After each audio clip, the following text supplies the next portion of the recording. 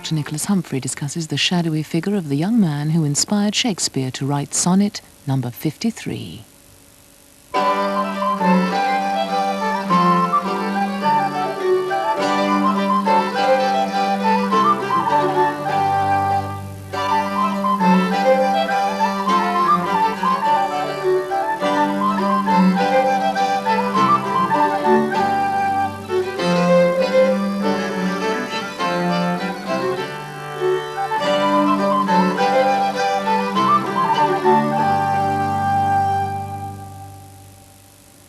What is your substance?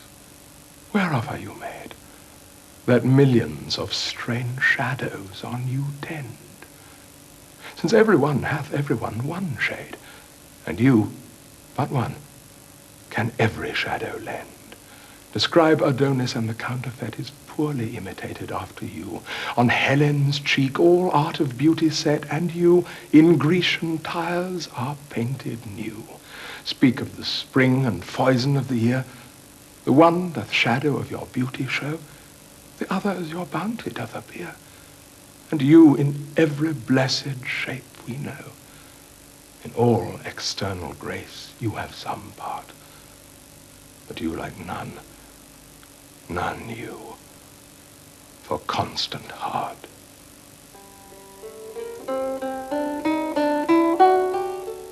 A poem, it's been said, of abundant flattery, but a poem, I imagine, not displeasing to the young Earl of Southampton, to whom it was probably addressed. Shakespeare had earlier compared him to a summer's day. Now, for good measure, he tells him he combines the promise of spring and the bounty of autumn, the manly grace of Adonis and the womanly beauty of Helen. What a piece of work he must have been. Yes, what a piece of work. We've heard the poem read as if Shakespeare meant it only as a simple tribute to his friend. But there's not much in Shakespeare's sonnets that's simple, and scarcely a line which is only what it seems. He's clever, Shakespeare, and he expects us to be clever too. In the very first phrases, he hints at a rather more subtle interpretation of the poem. What is your substance? Whereof are you made that millions of strange shadows on you tend? Substance and shadow. The reference is almost certainly to a famous parable by Plato, the story of the cave.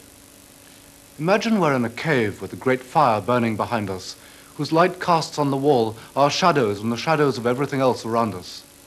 We're chained there, facing the wall, unable to look round. We see those dancing shadows. We see life passing in outline before our eyes, but we've no knowledge whatever of the solid reality which lies behind. And so, like a child whose only experience of the world comes through watching a television screen, we come to believe that the shadows themselves are the real thing. Our problem, Plato implies, is to recognize that beneath the surface of appearances there may exist another level of reality, that things may have an inner substance to them which is never wholly revealed. We see a thing now in this light, now in that. We hear a poem read, now with this emphasis, now with that. But every example which reaches our senses is at best an ephemeral and patchy copy, a shadow, and one shadow only, of the transcendental reality that lies behind. Everything and everyone hath every one shade, and none can express all aspects of itself at once. Except, it seems, for Shakespeare's friend, a being who, contrary both to philosophy and natural law, can every shadow lend.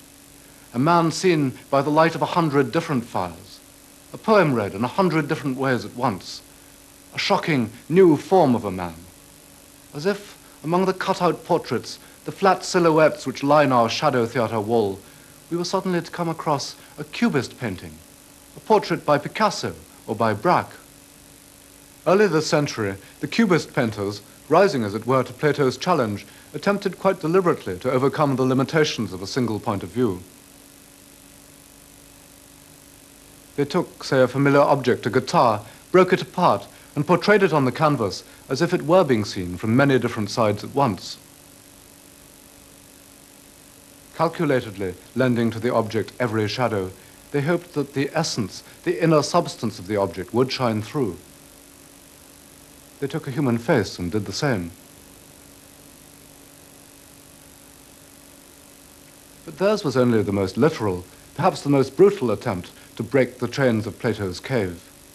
If the Cubist painters knew the problem, Leonardo da Vinci knew it too.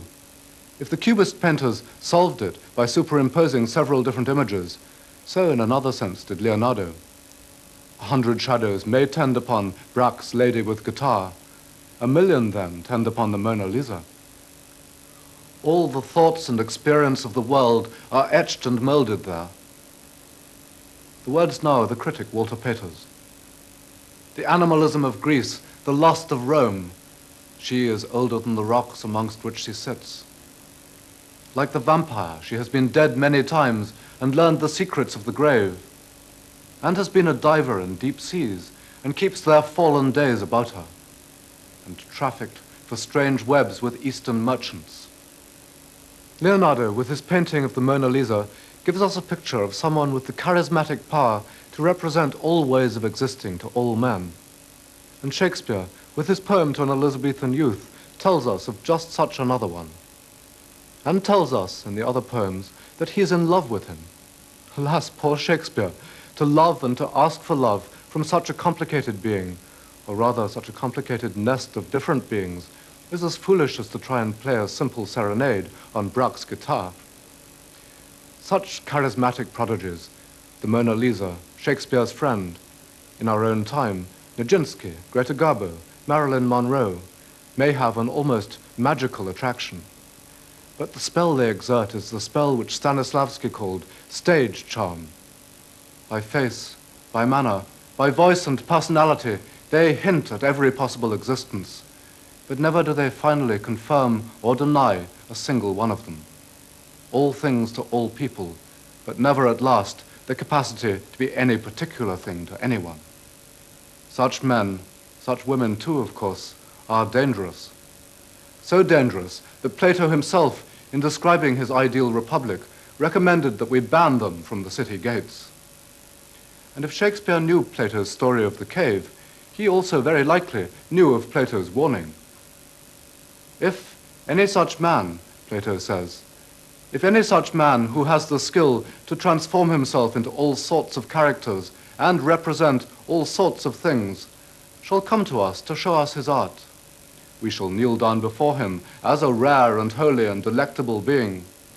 But we shall tell him that he and his kind have no place in our city.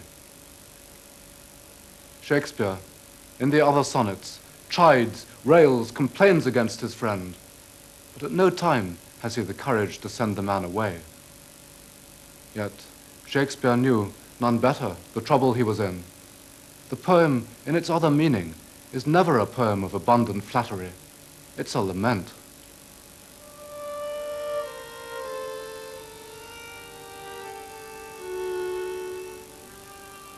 What is your substance? Whereof are you made, that millions of strange shadows on you tend? Since everyone hath everyone one shade, and you but one can every shadow lend. Describe Adonis, and the counterfeit is poorly imitated after you. On Helen's cheek all art of beauty set, and you in Grecian tires are painted new. Speak of the spring and foison of the year. The one doth shadow of your beauty show, the other as your bounty doth appear, and you in every blessed shape we know. In all external grace you have some part, but like you none. None you, for constant heart.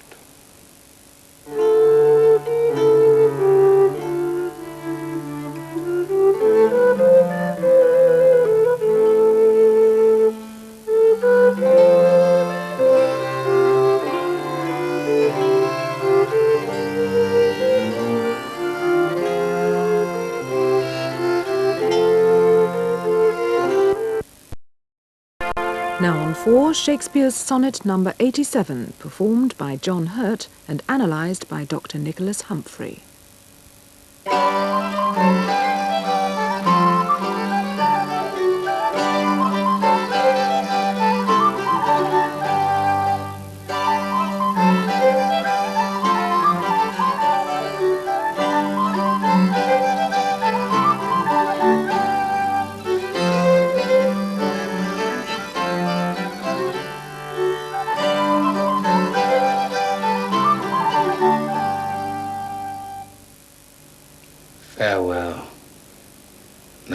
too dear for my possessing, and like enough thou know'st thy estimate. The charter of thy worth gives thee releasing. My bonds in thee are all determinate. For how do I hold thee but by thy granting? And for that riches, where is my deserving? The cause of this fair gift in me is wanting, and so my patent back again is swerving. Thyself thou gavest thy own worth, then not knowing, or me to whom thou gavest it, else mistaking. So thy great gift, upon misprision growing, comes home again on better judgment making. Thus have I had thee, as a dream doth flatter, in sleep a king, but waking no such matter.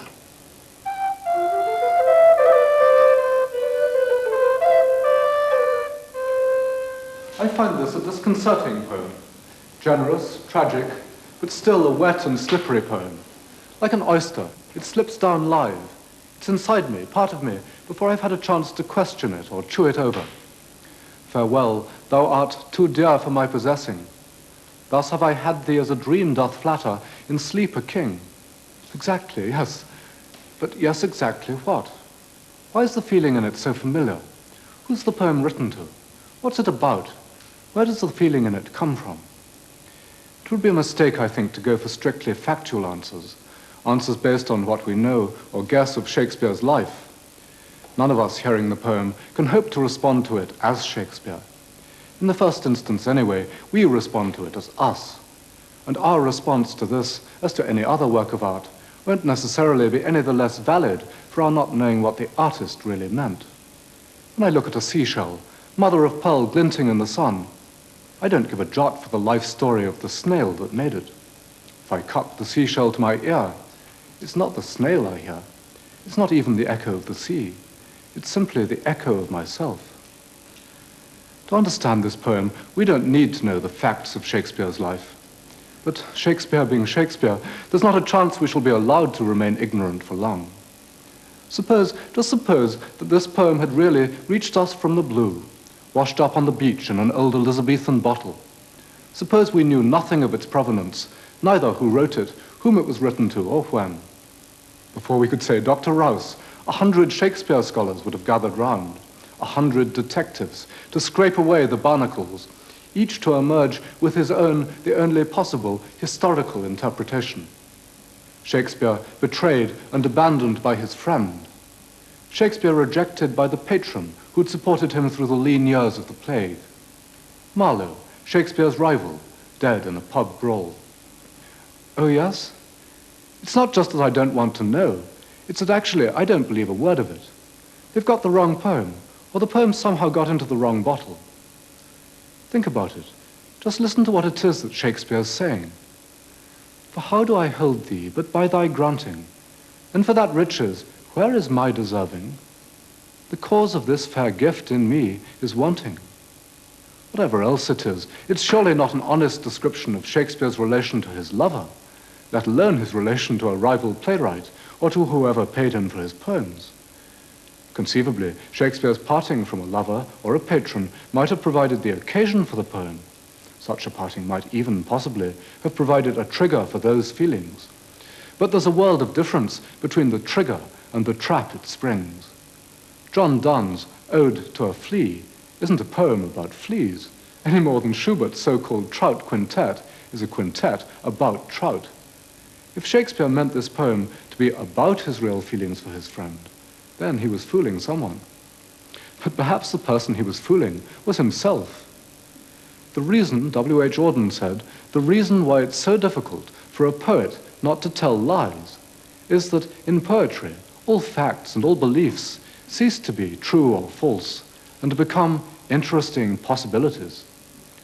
Auden, himself a poet, may well have been inclined to think that there was something very special about poets, about himself and Shakespeare. But the fact is, we all tell lies. We all live in a world of interesting possibilities. And never more than when we assess our own relationships to others. We fall in love, we fall out of love, we think ourselves honored by someone's friendship, we think ourselves betrayed by someone else's infidelity, but we seldom pay more than a glancing nod towards reality. And so we live out our loves, hopes, fears in fantasy, inventing the connections which we can't or won't see clearly, looking to our own imagination for a possible label, a possible description of our feelings and our situation. And our heads being full of half-hoped-for, half-remembered possibilities, we give them, if nothing else, a poetical reality, airy nothings, for which we find in this relationship a local habitation and a name. I love you. No, it's my idea of you I love. I grieve for you. No, my idea of you I grieve for. It's not my relationship to you I'm describing. It's my relationship to the present embodiment of a host of earlier hopes and dreams. So, who in imagination is Shakespeare saying farewell to? There's only one person I can think of to whom the sentiments might possibly apply.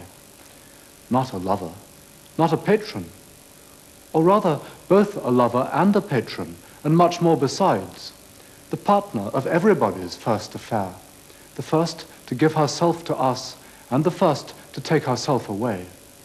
I'm talking, you'll guess, of everyone's own mother. For how do I hold thee, but by thy granting? And for that riches, where is my deserving? Thyself thou gavest, thy own worth, then not knowing, or me to whom thou gavest it, else mistaking. But my bonds in thee are all determinate. Our attachment could only last so long. And I, who mother's darling once thought himself a king, have now grown up to find myself deserted. No such matter. No such matter. Farewell, mother. It's a relationship and a parting we all know, one which we all, as poets, carry with us into adulthood, coloring every subsequent love and parting we encounter. No wonder we find the poem so slippery, mysterious, yet familiar. This isn't Shakespeare's poem, it's ours. And so, like the seashell, we can throw it back into the sea.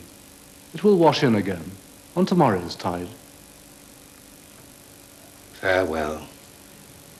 Thou art too dear for my possessing, and like enough thou know'st thy estimate. The charter of thy worth gives thee releasing.